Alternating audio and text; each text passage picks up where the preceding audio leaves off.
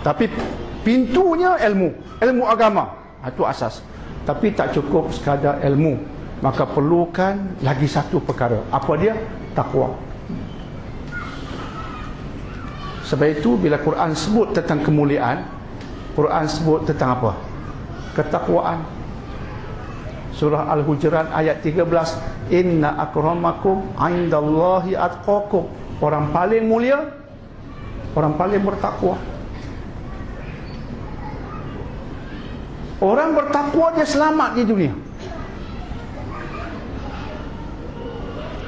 Dan orang bertakwa, dengan takwa itu dia dapat tiket ke syurga. Di sini dia beruntung, di sana dia beruntung dengan takwa.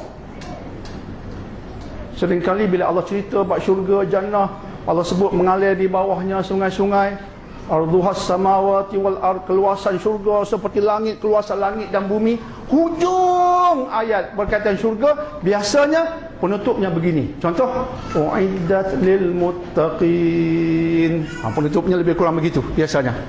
Uiddat lil muttaqin, disediakan syurga bagi orang bertakwa. Takwa tiket ke syurga. Sebab itu takwa ni teramat penting dalam Islam. Dan dengan takwa kita mulia di dunia. Bila kita mulia di dunia dengan takwa, Allah tolong kita. Bila Quran mengatakan kemuliaan dengan takwa, dengan ilmu itu, kita faham beberapa konsep penting tentang Islam. Faham dengan ilmu. Oh, orang paling mulia, orang paling bertakwa. Apa konsep yang tersirat? Konsep pertama, kemuliaan tak berkaitan dengan bangsa ataupun ras. Sekaligus Islam bukan agama resis. Isu Cina, Hindu dalam Islam tak wujud. Sebab itu, kalau adalah satu bangsa yang sepatutnya dimuliakan, bangsa apakah itu, tuan-tuan dan puan-puan? Jika ada satu bangsa yang sepatutnya dimuliakan, saya rasakan bangsa itu bangsa Arab. Sebab Nabi Muhammad orang Arab alaihi salatu wassalam, pejuang-pejuang Islam yang awal Arab, Khulafa ar-Rasyidin Arab radhiyallahu anhum. Selayaknya bangsa Arab dimuliakan, tapi Allah tak muliakan bangsa Arab. Allah muliakan orang bertakwa. Kita di Malaysia nak bawa kehebatan bangsa Melayu, sorry bro, saya tak minat dengan semua itu. Saya buang semua itu. Mesej Quran jelas. Kemuliaan you bukan sebab bangsa you. Oh, bangsa Melayu, bangsa hebat. Hebat tak mana? Hebat tak mana? Bangsa Melayu hebat tak mana? Kalau dia hebat dengan takwa, takwalah yang penting. Takwa menghebatkannya, bukan bangsa dia. Oh, bangsa Cina tak boleh pakai. Cermat sikit. Jika Cina itu peluk Islam, semayang tak tinggal, bagus Cina itu berbanding Melayu yang hanya makan nasi biryani, nasi Bukhari, tapi hadis Bukhari tak faham, solat tak buat. Bagus lagi Chinese Muslim yang beramal berbanding Melayu yang fasik.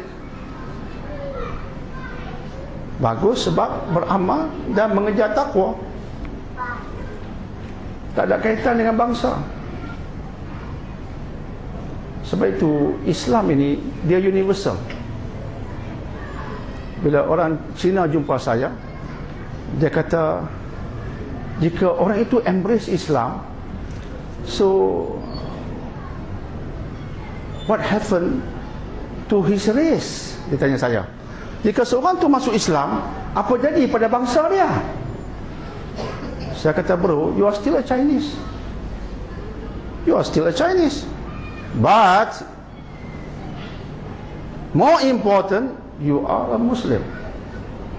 So you are a Chinese who believe in Allah, who practice Islam, and you are great because of Islam, not because you are a Chinese. But in terms of race, you are still a Chinese. Dari segi bangsa, you masih Cina. Maka Sebagai bangsa Cina, you boleh buat apa yang bangsa you buat, tapi dengan syarat sesuai dengan Islam. Itu penting. Bukan sesuai dengan bangsa, sesuai dengan Islam. Oh, contoh, you nak makan, guna chopstick. Nak guna kayu penyepit. Orang Cina makan dengan kayu penyepit.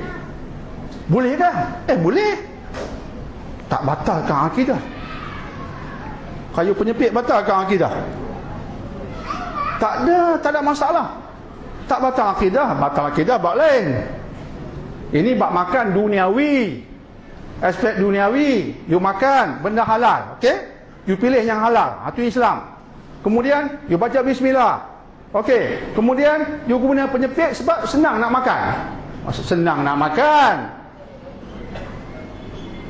Islam terima? Masalah peluk Islam. Saya tak biasa makan dengan tangan. Tak biasalah. Saya, sorry lah, a spoon and fork. Saya pakai camca dengan garpu. Batalkan akidah? Batal akidah belaka. Silakan. Ini saya Chinese. Isteri saya ni, dia suka cheongsam. Dia suka berpakaian cheongsam. Bolehkah?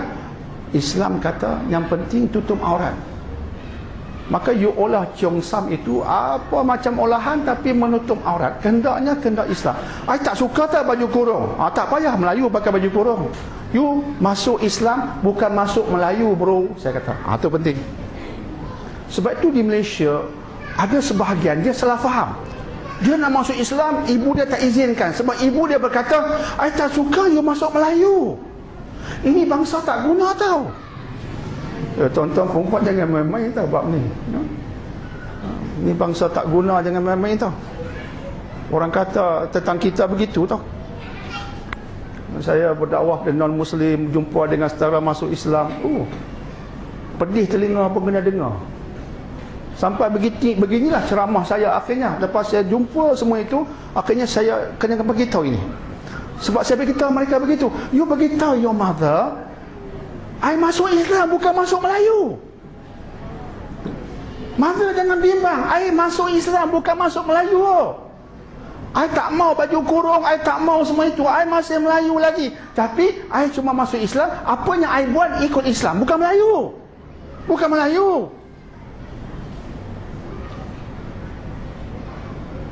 I masih boleh balik jumpa ibu. Kongsi fahsyah masih boleh balik. Sebab Islam kata boleh. Melayu kata tak boleh, gasak dia.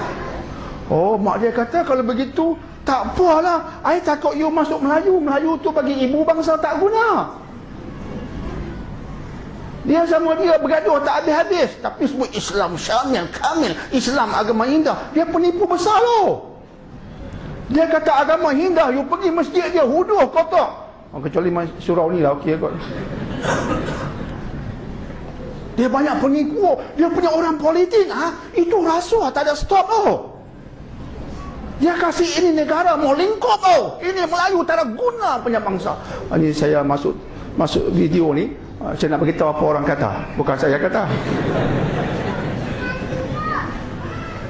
Dia sebut begitu. Merah telinga saya.